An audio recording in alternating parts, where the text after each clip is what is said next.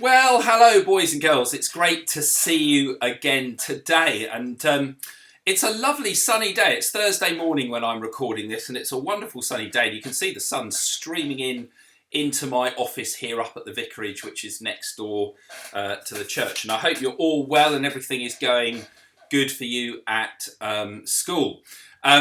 We're talking about being different at the moment at school. And I wonder if you can notice anything a bit different about me today. What do you think is a bit different about me? Have you noticed this? Can you see I'm growing a beard? It's a bit itchy at the moment. I've always had a moustache, but I'm growing a beard. And I'm doing it for a special charity which gets called Movember, which is in November, chaps can grow a beard and raise money for charities to support other men, which is what I'm doing. So that's why I've got a beard on this morning. Anyhow, I was thinking about your theme this term about differences and celebrating differences and being different. And I heard on the news about Lewis Hamilton. Now, I'm sure you all know who Lewis Hamilton is. He is now officially the most famous racing driver in the world. He's won 7 world championships, and he's beat a previous racing driver called Schumacher. And it's a fantastic achievement.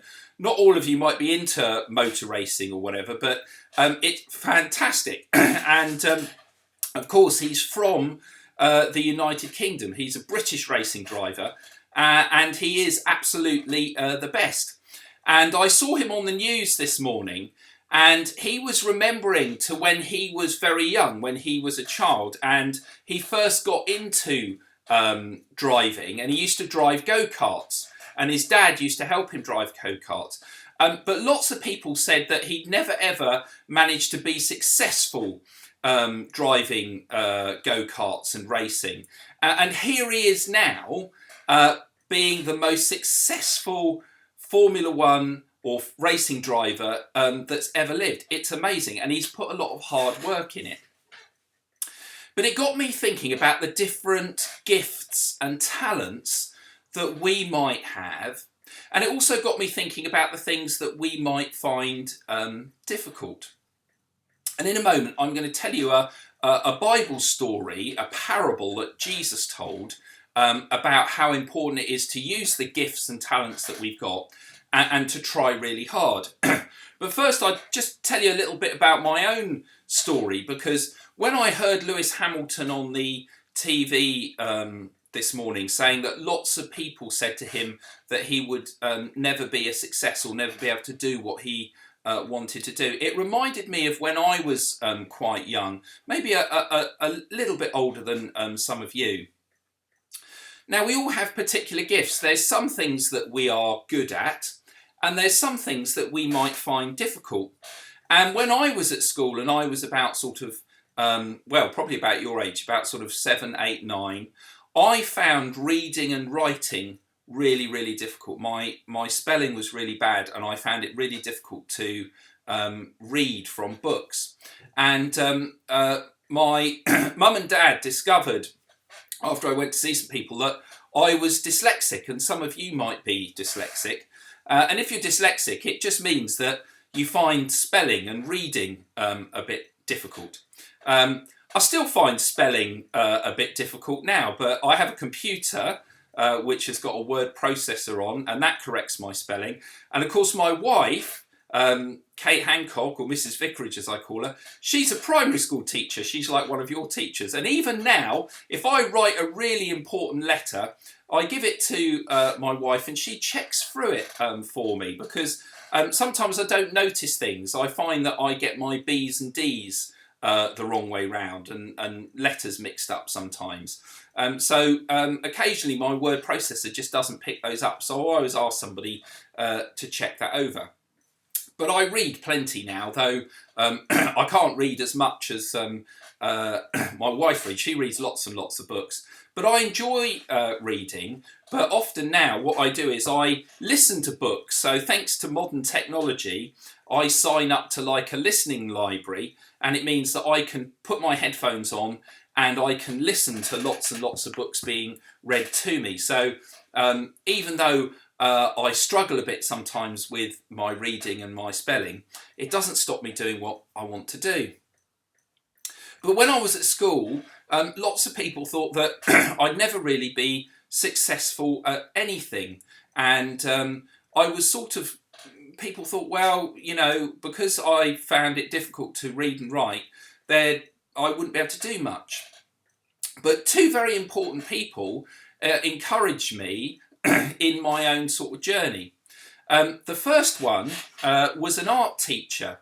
And I liked art. I enjoyed making. I always enjoyed making things, but for some reason I found it quite difficult to draw. And I don't know whether that was anything to do with me being dyslexic, but I could see something, I could understand something, but when I tried to draw it, it never came out quite right. And I could see some of my other friends in class, and they could draw really, really well. But my lovely art teacher at school, he was looking at my drawing, and he could see that I could understand what we call shadow and light. I understood how light worked on objects and things. And he handed me a camera very similar to this. This is a film camera. It's not a digital camera because it was a long time ago. And he handed me a camera like this. And he gave me a roll of black and white film. And he told me to go outside and spend some time photographing things and to look at the light. And when I came back, we developed the film, and suddenly I realised, oh wow, this was great. Even though I couldn't draw, I could really enjoy art through photography. And as a result of that, later on when I left school, even though I still struggled with the spelling and the reading, I went to art college and I learned to be a photographer. And even though I'm not a photographer now, I'm a vicar, I still do lots of photography. And I take pictures like this. I don't know if you can see this one here. So I take pictures like this. This is down at Portland, not very far from here. And so I discovered I was not very good at spelling, but I was pretty good at taking photographs. The other thing some of my teachers said I was quite good at was talking. I'm talking to you now. I used to talk a lot. I get told off sometimes for talking too much in class. And one of my teachers who, when I went to sort of bigger school, we had a chaplain, like a vicar at the school.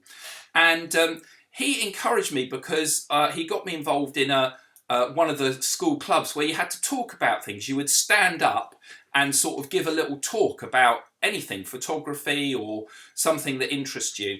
And he encouraged me in doing that.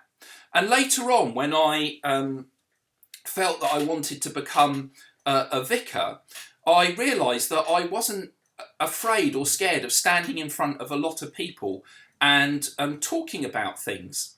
And the great thing was that I then discovered that I didn't need to write this out. I could just talk about things.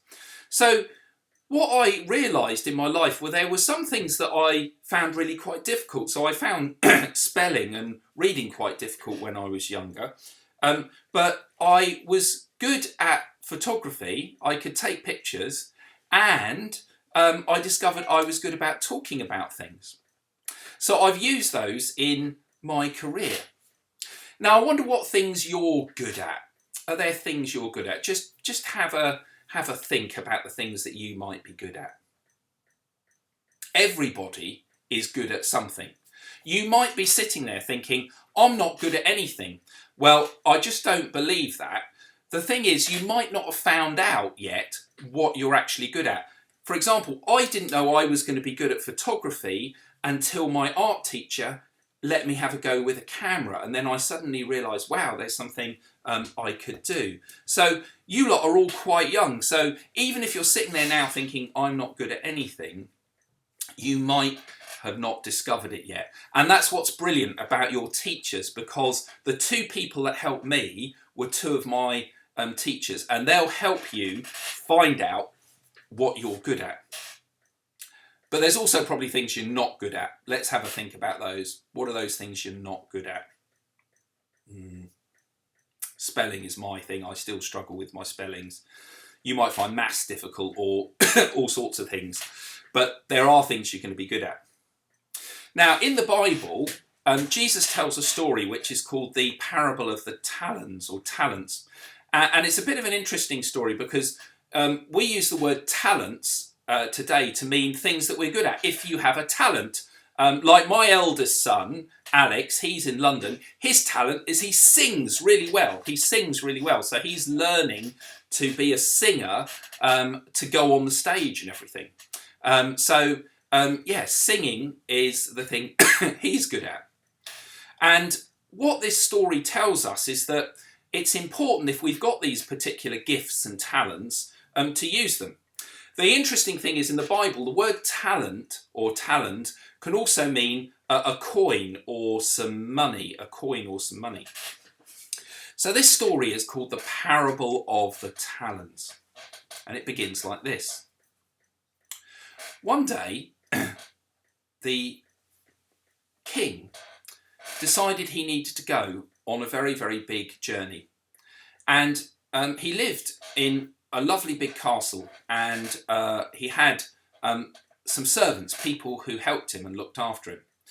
And he wanted to encourage them to do something while he was away. He was going to be away for quite some time on a long journey, but he said he would come back. So he called his three servants, and he knew that each of them had different abilities. So to the first servant, he gave 5 talents. He gave 5 talents, 5 coins. And he said to the servant, here are 5 coins, 5 talents. I want you to use them and do something with them. Then he called the next servant, and the next servant came along, and he said to that servant, here are 3 talents, 3 coins, and I want you to use those and do something with them. And then he called the last servant, and he said, here is 1 coin. I want you to use this 1 coin, this 1 talent, and do something with it. And then the king packed everything up, and he went off on his long journey. Now the first servant, he looked at his 5 coins, his 5 talents, and he started to think what he could do with them. The king wanted him to do something with them, not to just spend them, but to sort of make some more talents, to be, we call it an entrepreneur, is the word that we often use, to an entrepreneur. So he thought of ways he might be able to use the talents. And he went off and he invested it, and he developed some things, and he sold some things. He did all sorts of interesting things. And eventually he turned his 5 talents into 10 talents. The second servant, who had 3 talents, he thought to himself, what can I do with these 3 talents my master has given me?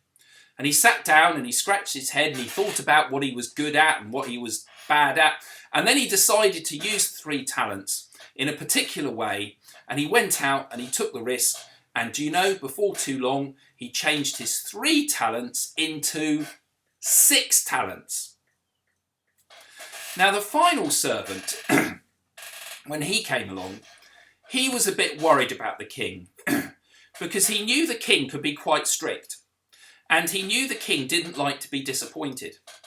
And he'd seen what the other 2 had done, and he thought to himself, oh, I don't know if I can really be bothered to do any of that. And what happens if I lose the coin and the king comes back and he's cross? And he was all worried about everything. So in the end, he decided to go into his garden. He wrapped the coin in a nice piece of material, and he dug a hole and he buried it. After some time, the king came back, and he asked his 3 servants to come and see him. The first servant came and saw him and said, Master, before you left, you gave me 5 talents. Well, I came up with some ideas and I took some risks, and I've made 5 more talents. So here is your 5 talents plus 5 more, which means 10 talents. The king was so pleased. He gave him a round of applause, put a medal on his chest, and he said, well done, my faithful servant. You've used the talents I gave you, and you've created 5 more. Come now and join me in my household as my friend. Then the second servant came along. And that servant, if you remember, he had 3 talents. And he said to the king, he said, Master, he said, you gave me 3 talents, and I sat down and I had a good think about what I could do, what I was good at, and then I went away and I had a go, and I've turned your 3 talents into 3 more talents, which means I've got 6 talents for you. So he gave the king the 6 talents. Again, the king stood up and gave him a round of applause, put a medal on him and said, well done, my faithful servant. Come now and live with me in my castle as my friend. Well, finally, the final servant turned up. And he heard the king was coming, so he went into the garden and he found where he'd buried the coin, and he dug it up, cleaned it off, and he took it to the king.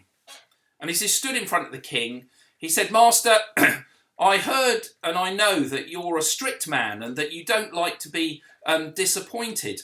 So I decided the best thing to do with my talent was to bury it in the ground. And you gave me 1 talent, and here is the coin back that you gave me. How do you think the king felt? He wasn't very pleased.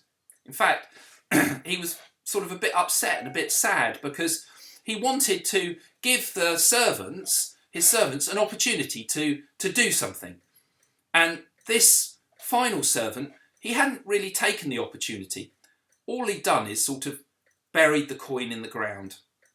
And he looked at him, he said, my poor servant, I'm very disappointed because I gave you this talent and all you decided to do was to bury it in the ground.